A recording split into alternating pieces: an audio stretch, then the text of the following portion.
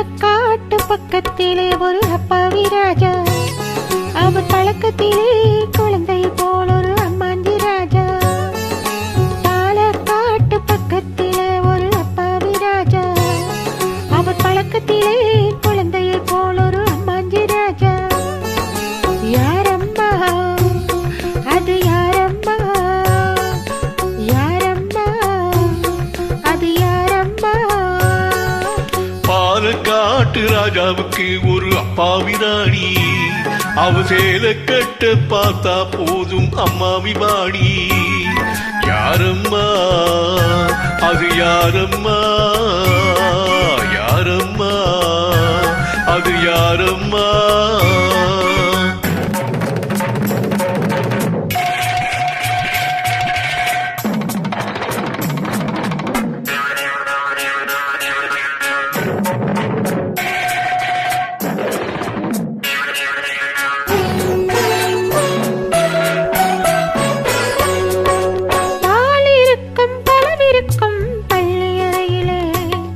அந்த பாப்பாவுக்கும் ராஜாவுக்கும் சாந்தி முகூர்த்தம். சாந்தி என்றால் என்னவென்று ராணி கேட்டாராம். ராணி தாடும் அந்த கேள்வியை ராஜாவை கேட்டாளாம். ஏனம்மா அது ஏனம்மா, ஏனம்மா அது ஏனம்மா? அவர் படித்த புத்தகத்தில் சாந்தி இல்லையே, இந்த அனுபவத்தை சொல்லித்தர பள்ளி இல்லையே. கவிதையிலும் கலைகளிலும் பழக்கமில்லையே, அவர் காதலிக்க நேற்று வரை ஒருத்தி இல்லையே.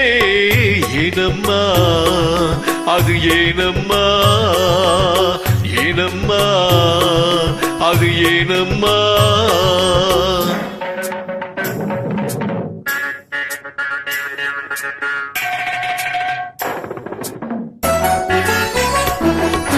களிலே வண்டுறங்கும் பைகையை கண்டாராம். தேவி பூஜையிலே ஈஸ்வரனின் பள்ளி கண்டாராம். மரக்கிளையில் அணிலிரண்டு ஆடிட கண்டாராம்.